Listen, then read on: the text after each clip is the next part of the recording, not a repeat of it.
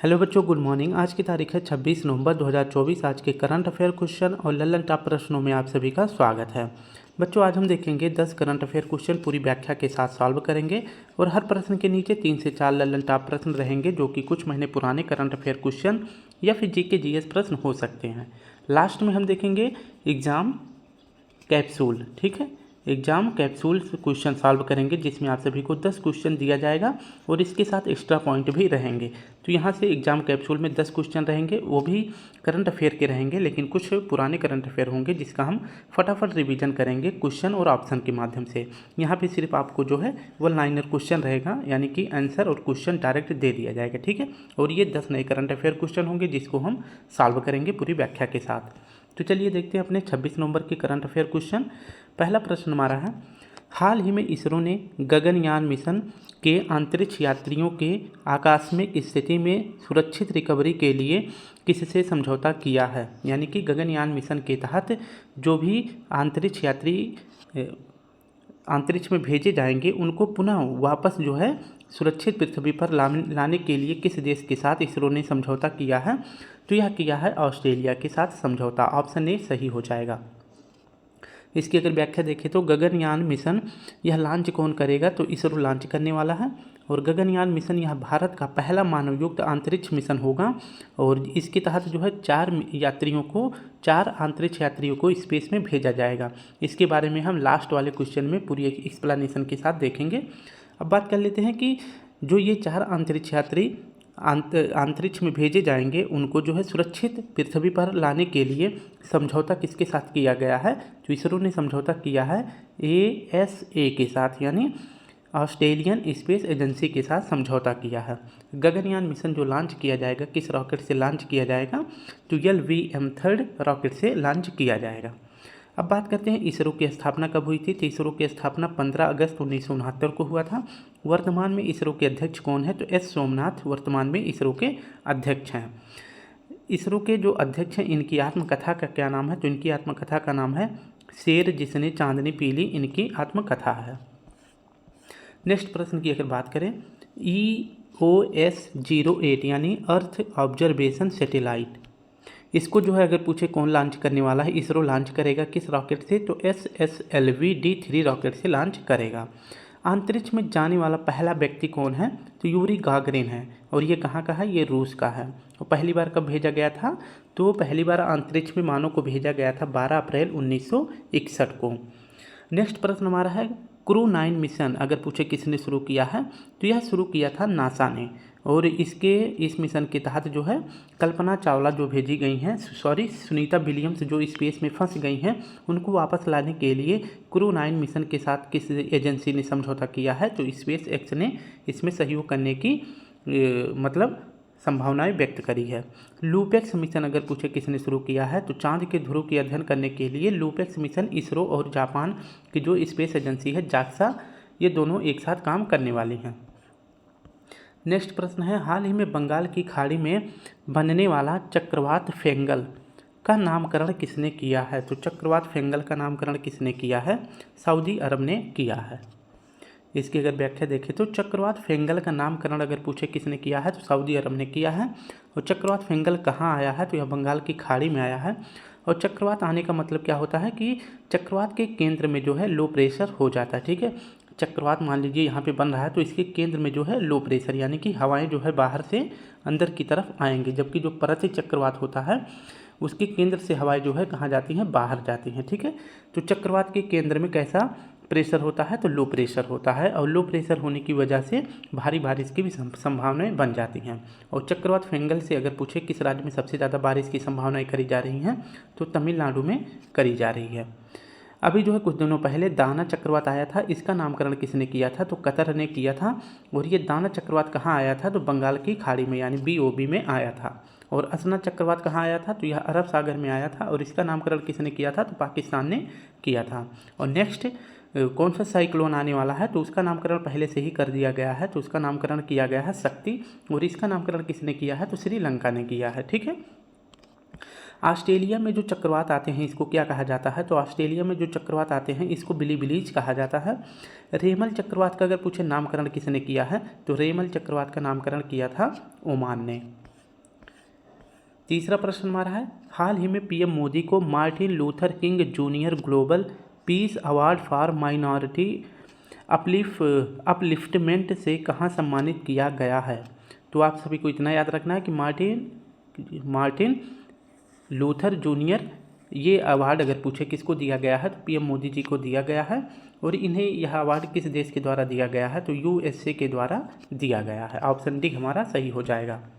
इसकी अगर व्याख्या देखें तो मार्टिन लूथर किंग जूनियर अगर पूछे, ये जो है भारत के जैसे महात्मा गांधी थी उसी प्रकार से इन्हें यूएसए का गांधी कहा जाता है। ठीक है, इसी याद में जो है अल्पसंख्यक के मार्टिन लूथर जी के द्वारा अल्पसंख्यक के उत्थान और शांति के लिए जो है एक अवार्ड प्रदान किया जाता है यूएसए में, जिसे कहा जाता है मार्टिन लूथर किंग जूनियर कहा जाता है। और यह अवार्ड अभी हाल ही में किसे प्रदान किया गया है? तो पीएम मोदी जी को प्रदान किया गया है। लेकिन ये अवार्ड लेने के लिए यूएसए नहीं गए थे, क्योंकि आप सभी को पता है कि जो G20 है इसकी बैठक कहाँ पे हो रही है? ब्राज़ील में इसकी बैठक हो रही है। तो पीएम मोदी जी ब्राज़ील में हैं, तो यह अवार्ड जो है लेने नहीं गए हैं, लेकिन इनके नाम पर यह अवार्ड दे दिया गया है। तो ये कभी भी इस अवार्ड को ले सकते हैं जाकर। ठीक है, तो अगर वहीं बात करें कि Martin Luther king junior award की शुरुआत कब करी गई थी, तो इसकी शुरुआत करी गई, मतलब इनको अगर पूछे कि नोबेल पुरस्कार कब दिया गया था, तो मार्टिन लूथर किंग को जो है शांति का नोबेल पुरस्कार प्रदान किया गया था 1964 में। कब? तो 1964 में दिया गया था। पीएम मोदी को अभी हाल फिलहाल में 4 देशों के महत्वपूर्ण अवार्ड आप सभी को याद रखना है। जैसे रूस का सर्वोच्च हाईएस्ट अगर पूछे कि अवार्ड किसे मिला है, पीएम मोदी जी को, नाइजीरिया का भी, डोमिनिका और गुयाना, ठीक है, गुयाना का भी इनको जो है सर्वोच्च अवार्ड मिला है। और श्री श्री रविशंकर जी को अगर पूछे किस देश का सर्वोच्च पुरस्कार मिला है, तो फिजी देश का मिला है। यूएसए के 47वें राष्ट्रपति कौन बने हैं? डोनाल्ड ट्रंप बने हैं। और ये शपथ अगर पूछे कब लेंगे, तो ये 20 जनवरी को शपथ लेंगे 2025 में।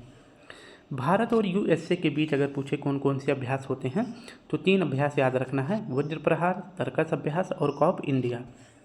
चौथा प्रश्न हमारा है, हाल ही में 27 करोड़ की बोली के साथ आईपीएल इतिहास के सबसे महंगे खिलाड़ी कौन बने हैं? तो 27 करोड़ में आईपीएल में सबसे महंगी बोली किसकी लगी है?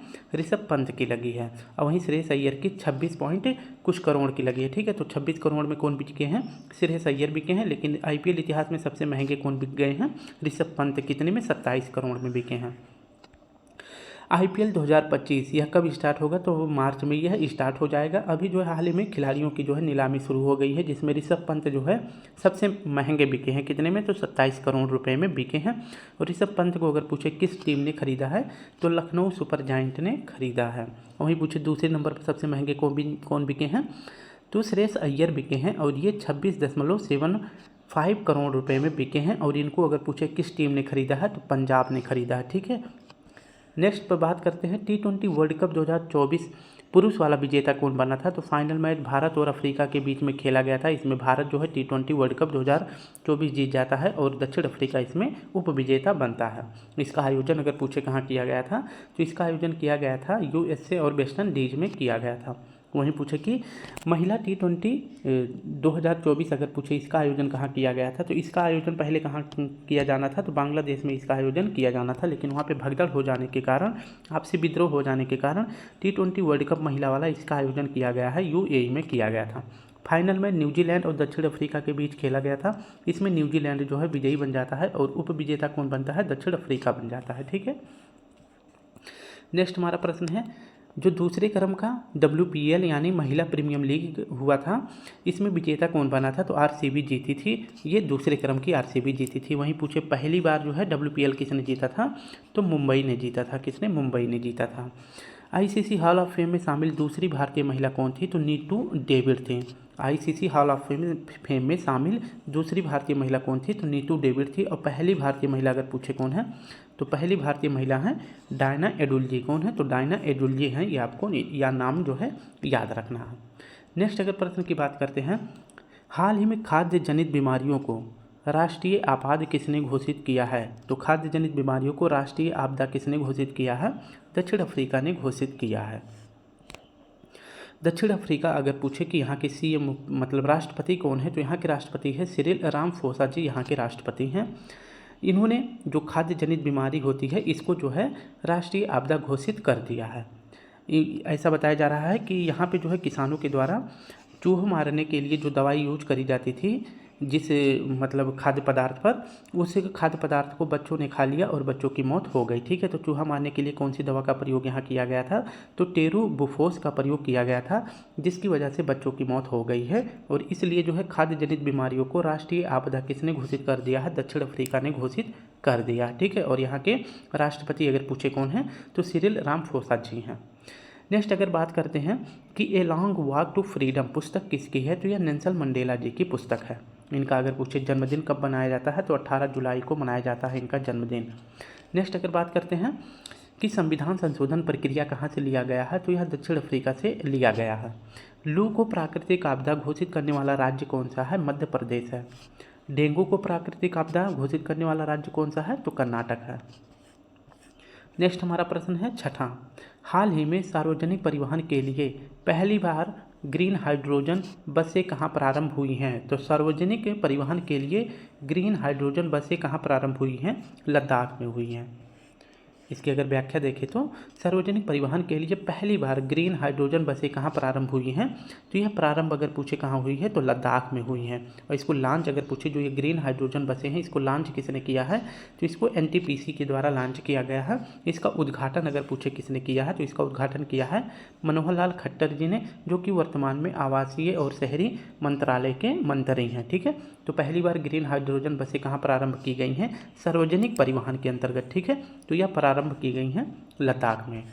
नेक्स्ट अगर बात करते हैं भारत की पहली केला निर्यात ट्रेन कहाँ प्रारंभ हुई है? तो भारत की पहली केला निर्यात ट्रेन प्रारंभ हुई है आंध्र प्रदेश में। हाल अगर बात करें कि भारत की पहली स्पेशल किसान ट्रेन कहाँ चलाई जाती है?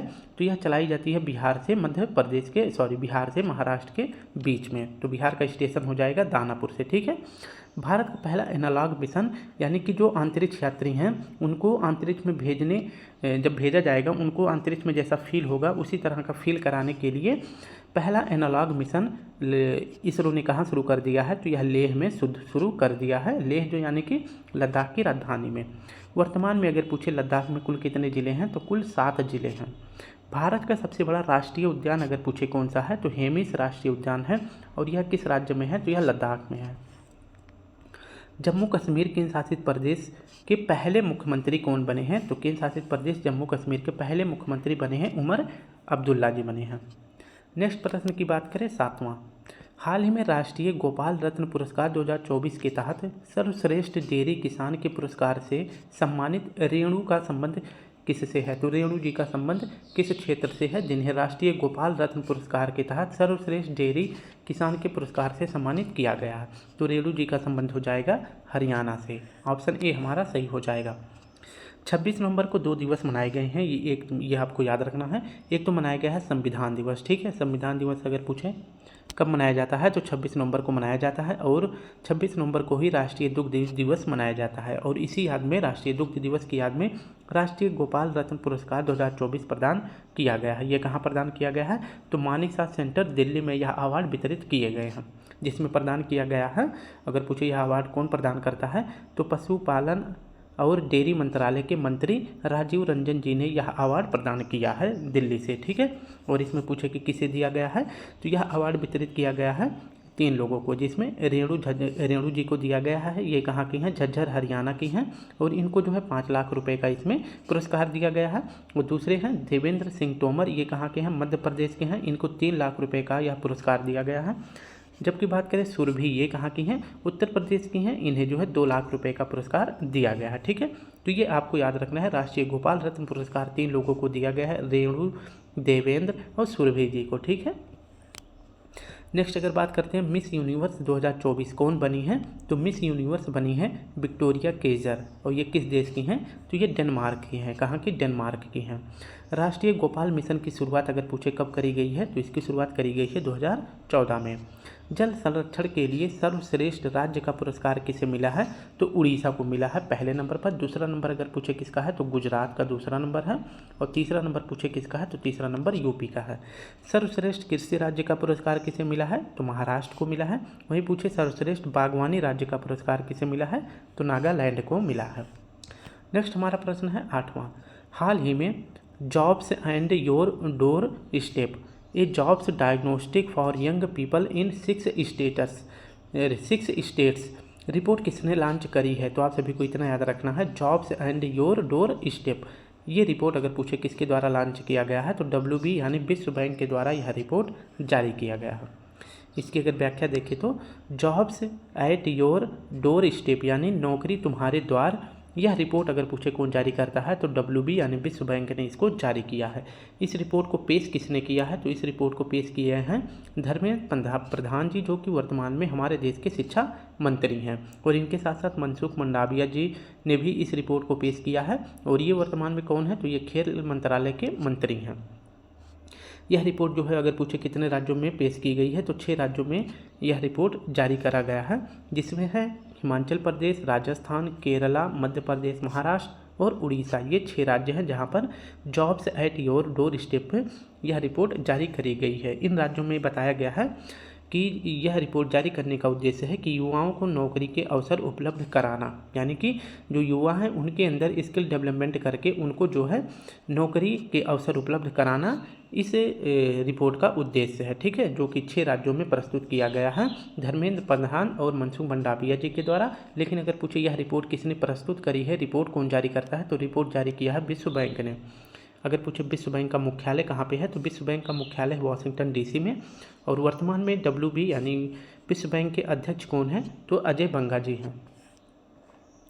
वैश्विक लैंगिक अंतराल सूचकांक अगर पूछे यह रिपोर्ट कौन जारी करता है, तो वर्ल्ड इकोनॉमिक फोरम के द्वारा जारी किया जाता है, जिसमें भारत की रैंक है 129। मानव विकास सूचकांक कौन जारी करता है, तो यूनाइटेड नेशन डेवलपमेंट प्रोग्राम के द्वारा जारी किया जाता है, भारत की रैंक है 134। बी रेडी रिपोर्ट कौन जारी करता है, तो बी रेडी रिपोर्ट जारी किया जाता है WB के द्वारा।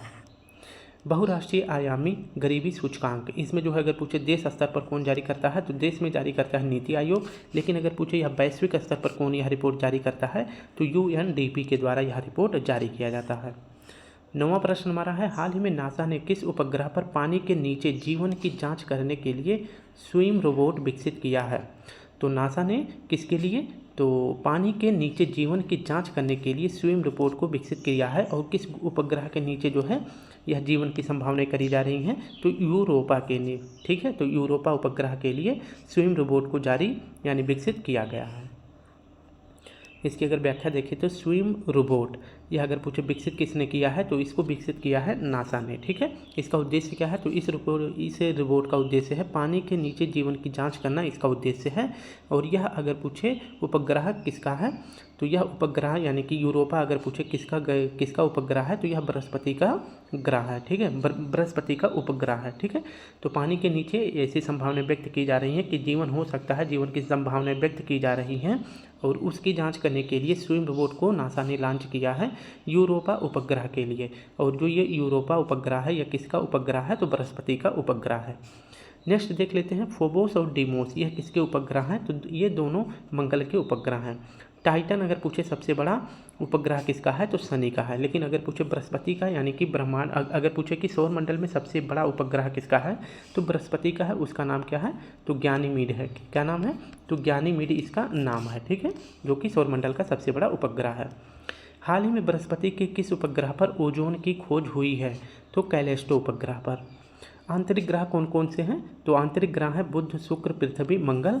और बाह्य ग्रह पूछे कौन से हैं, तो बृहस्पति, शनि, अरुण, वरुण, ये बाह्य ग्रह हैं। ठीक है, यानी कि मंगल के बाद कौन से ग्रह आ जाते हैं, तो ये आ जाते हैं बृहस्पति, शनि, अरुण, वरुण, ये यहाँ से स्टार्ट हो जाएंगे।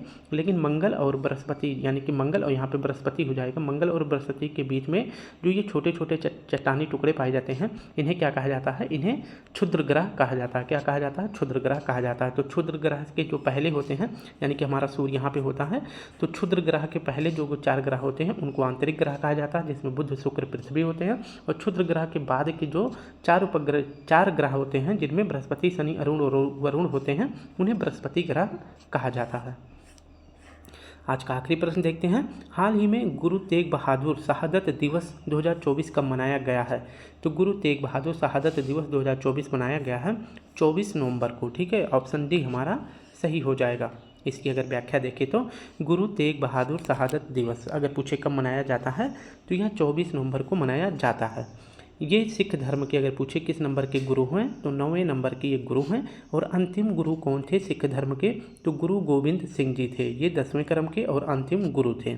इसके बाद जो है सिख धर्म में कोई भी गुरु नहीं आया था, सिर्फ गुरु गोविंद साहिब जो कि एक पवित्र पुस्तक है, इसको ही सिख धर्म का मार्गदर्शक या प्रवर्तक मान लिया गया। ठीक है। और पहले पूछे कौन थे, तो गुरु नानक देव जो है सिख धर्म के पहले गुरु थे। कौन, गुरु नानक देव। ठीक है, ये आपको याद रखना है। तो गुरु नानक देव पहले थे, 9वें गुरु थे जिनकी अभी हाल ही में शहादत दिवस मनाई गई है, गुरु तेग बहादुर जी थे। और अंतिम गुरु अगर पूछे कौन थे तो अंतिम गुरु थे गुरु गोविंद सिंह। ठीक है। इसके बाद जो है बौद्ध धर्म का जो मार्गदर्शक है वह गुरु ग्रंथ साहिब बन जाता है। यह एक पवित्र पुस्तक है। जो ये गुरु गोविंद तेग बहादुर जी हैं, इनको जो है हिंद की चादर या फिर भारत का कवच भी कहा जाता है। गुरु तेग बहादुर जी की हत्या जो है 1965 में औरंगजेब ने 1675 में औरंगजेब ने कर दी थी। इसलिए इनसे औरंगजेब ने कहा कि तुम धर्म परिवर्तन करके इस्लाम धर्म को बोल लो। इन्होंने मना कर दिया। इस वजह से 1675 को गुरु तेग बहादुर जी की औरंगजेब ने हत्या कर दी। और कहाँ पे करे थे, चांदनी चौक में करे थे। और यहीं पर जो है इनकी याद में शीशगंज गुरुद्वारा भी बनाया गया है। कहाँ पे है, चांदनी चौक दिल्ली में है। खालसा पंथ के संस्थापक पूछे कौन थे, तो खालसा पंथ की अगर पूछे स्थापना कब करी गई थी तो 1619 में करी गई थी। और इसके संस्थापक कौन थे, तो गुरु गोविंद सिंह जी थे। करतारपुर साहिब कॉरिडोर किस नदी पर निर्मित है, तो करतारपुर साहिब कॉरिडोर यह जो है गुरु नानक जी के याद में बनाया गया है। और यह कहाँ पे है, तो इंडिया और पाकिस्तान की सीमा के पास है और यह रावी नदी के किनारे स्थित है। नेक्स्ट अगर बात करें किस अनुच्छेद के अनुसार सिख समुदाय के लोग कृपाण धारण कर सकते हैं, तो अनुच्छेद 25 के अनुसार। ठीक है। तो अनुच्छेद 25 के अनुसार सिख समुदाय के लोग कृपाण धारण कर सकते हैं। अब मैंने बताया था आप सभी के लिए एग्जाम कैप्सूल के माध्यम से आप सभी के लिए 10 प्रश्न रहेंगे, इसका हम रिवीजन करेंगे। सबसे पहले देखेंगे खेलो इंडिया यूथ गेम्स 2025 किस राज्य में आयोजित किया जाएगा, तो बहुत ही महत्वपूर्ण है, यह किया जाएगा बिहार में। ठीक है। और अगर पूछे कि 2024 वाला खेलो इंडिया यूथ गेम्स का आयोजन कहाँ किया गया था, तो 2024 वाला आयोजन किया गया था तमिलनाडु में। कहाँ किया गया था, तमिलनाडु में किया गया था। इसमें अगर पूछे पहला स्थान किसका था, तो पहला स्थान था महाराष्ट्र का। किसका था, तो पहला स्थान था महाराष्ट्र का। ये भी आपको याद रख लेना है। ठीक है। IPL में सबसे महंगे कौन खिलाड़ी बिके हैं, तो मैंने बता दिया है ऋषभ पंत बिके हैं। ठीक है। नेक्स्ट अगर प्रश्न की बात करते हैं 55वां राष्ट्रीय फिल्म महोत्सव जो कि 20 से 18 नवंबर 2024 तक प्रारंभ किया गया था, यह कहाँ आयोजित किया जा रहा है, तो 55वें क्रम का राष्ट्रीय फिल्म महोत्सव कहाँ आयोजित किया जा रहा है, तो यह आयोजित किया जा रहा है गोवा में। कहाँ पर, गोवा में किया जा रहा है, यह आपको याद रखना है। ठीक है। गोवा में अगर पूछे कौन सा फेस्टिवल मनाया जाता है, तो सिग्मो फेस्टिवल अगर पूछे कहाँ मनाया जाता है, तो सिग्मो फेस्टिवल मनाया जाता है गोवा में। ठीक है। और यहीं पर जो है गोवा में ही GI टैग संग्रहालय है। मैं लिखने में तो जो है लिखने में थोड़ी सी प्रॉब्लम होती है, तो मैं अगर बोलता हूँ तो आप उसको ध्यान से सुने। ठीक है। तो अगर पूछे GI टैग संग्रहालय अगर पूछे कहाँ पे है, तो GI टैग संग्रहालय है गोवा में। कहाँ पर, गोवा में है। नेक्स्ट हमारा प्रश्न है दूसरा, हाल ही में इसरो ने गगनयान मिशन के लिए किस देश की स्पेस एजेंसी के साथ समझौता किया है, तो ये प्रश्न अभी हमने पढ़ा दिया है, तो आप सभी को आंसर बताना है। इसका सही जवाब हो जाएगा ऑस्ट्रेलिया के साथ। ठीक है। ऑस्ट्रेलिया के साथ किया गया है। अगर ये पूछे कि क्वाड की जो बैठक होती है, क्वाड QUAD क्वाड की जो बैठक हुई है 2024 में, ये कहाँ पर होनी थी, ये होनी थी कहाँ पर, अपने भारत में होनी थी, लेकिन हुआ कहाँ, USA में हुआ है। ठीक है। कहाँ पर हुआ है, USA में हुआ है, ये आपको याद रखना है। ठीक है। नेक्स्ट अगर बात करते हैं कि गगनयान मिशन के लिए भारत ने किसके साथ समझौता किया है, तो ऑस्ट्रेलिया के साथ किया है, ये आपको याद रखना है। नेक्स्ट हमारा प्रश्न हो जाएगा चौथा, हाल ही में कौन सा देश ISA यानी इंटरनेशनल सोलर अलायंस का पूर्ण सदस्य बना है, किस क्रम का बन गया है, तो यह 104वें नंबर का बना है। किस नंबर का, तो एक सेकंड, यह बन गया है 104वें नंबर का देश बन गया है। ये आपको बताना है ISA का पूर्ण सदस्य देश कौन बन गया है, तो इसका सही जवाब हो जाएगा आर्मेनिया बन गया। ठीक है। कौन बन गया है, आर्मेनिया बन गया है, ये बात आपको याद रखना है। ISA का अगर पूछे मुख्यालय कहाँ पे है, तो इसका मुख्यालय है गुरुग्राम में। कहाँ, गुरुग्राम हरियाणा में इसका मुख्यालय है। हाल ही में श्रीलंका के प्रधानमंत्री कौन बने हैं? तो श्रीलंका के प्रधानमंत्री अगर पूछे कौन बने हैं तो ये बने हैं ऑप्शन ए हरनी अमर सूर्या जी बने हैं, ये आपको याद रखना है। और श्रीलंका के राष्ट्रपति अगर पूछे प्रेसिडेंट कौन है तो अनुराग दिशानायके जी हैं। और अगर पूछे नेपाल के केपी शर्मा ओली जी नेपाल के पीएम हैं, ये भी आपको याद रखना है, ठीक है। हमारा जो है श्रीलंका के साथ अगर पूछे कौन सा अभ्यास होता है तो मित्र शक्ति अभ्यास अगर पूछे किसके साथ होता है तो मित्र शक्ति अभ्यास भारत और श्रीलंका के बीच में होता है। हाल ही में विश्व टेलीविज़न दिवस कब मनाया गया है? तो विश्व टेलीविज़न दिवस अगर पूछे कब मनाया गया है तो यह 21 नवंबर को मनाया गया है। टेलीविज़न की खोज अगर पूछे किसने करी है तो जॉन लोगी बियर्ड ने। किसने? तो जॉन लोगी बियर्ड ने टेलीविज़न की खोज करी थी। एक्सरे की खोज अगर पूछे किसने करा था तो एक्सरे की खोज अगर पूछे किसने किया था तो विलियम कॉनराड राटजन। किसने? विलियम कॉनराड राटजन ने जो है एक्सरे की खोज करी थी। ये यहाँ से आपका क्लियर हो जाएगा, ठीक है। वहीं पूछे दूरबीन की खोज किसने करी थी? दूरबीन या फिर कहे टेलीस्कोप की खोज किसने करी थी? तो टेलीस्कोप की खोज करे थे गैलीलियो ने। किसने? गैलीलियो ने इसकी खोज करी थी। नेक्स्ट हमारा प्रश्न हो जाएगा 7वां। Army chief general Upendra Dwivedi को किस पड़ोसी देश के राष्ट्रपति ने अपनी सेना के जनरल मानद उपाधि दी है? तो किस देश ने हमारे जो आर्मी चीफ हैं जिनका नाम है उपेंद्र द्विवेदी, इनको किस देश ने जनरल मानद की उपाधि दी है? तो यह दिया गया है नेपाल के द्वारा, ठीक है। तो किसने दिया है? नेपाल के द्वारा। भारत अगर पूछे कि ईरान में कौन सा बंदरगाह बनाया है तो चाबहार पोर्ट किसने बनाया है? भारत ने बनाया है, ठीक है।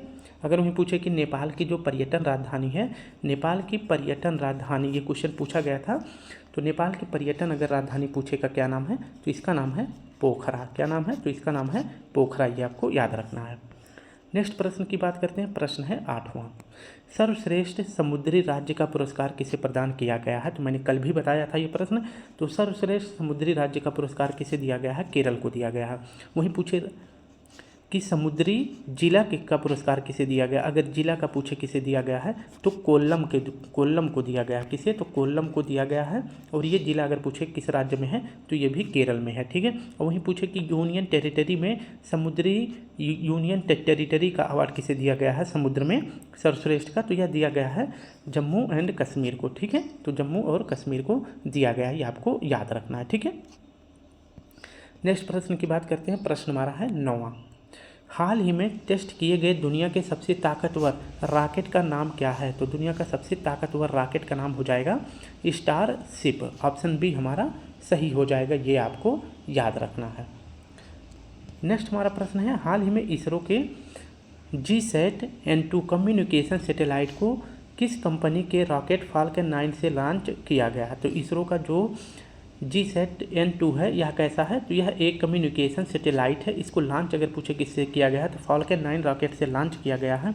इस रॉकेट का संबंध अगर पूछे किस कंपनी से है तो SpaceX कंपनी से यह रॉकेट संबंधित है। और इसके मालिक कौन है? तो एलन मस्क इसके मालिक हैं, ठीक है। तो ये क्वेश्चन हमने कुछ रिपीट कर लिए हैं। अगर वीडियो आप सभी को अच्छी लगे तो प्लीज़ स्टूडेंट वीडियो को लाइक शेयर कमेंट जरूर करें। आधे घंटे में हमने कोशिश करा है कि आप सभी को बहुत सारे महत्वपूर्ण प्रश्न बता दिए जाएँ, ठीक है। तो अपना ध्यान रखिए, अच्छे से पढ़ाई करते रहें। अगर आप सभी को इसका PDF चाहिए तो आप हमें कमेंट करें, मैं आप सभी को इसका PDF प्रोवाइड करा दूँगा, ठीक है। तो अपना ध्यान रखें, अच्छे से पढ़ाई करें, माता पिता की सेवा करें। कल फिर मिलते हैं, तब तक के लिए आप सभी को प्यारा सा जय हिंद, जय भारत।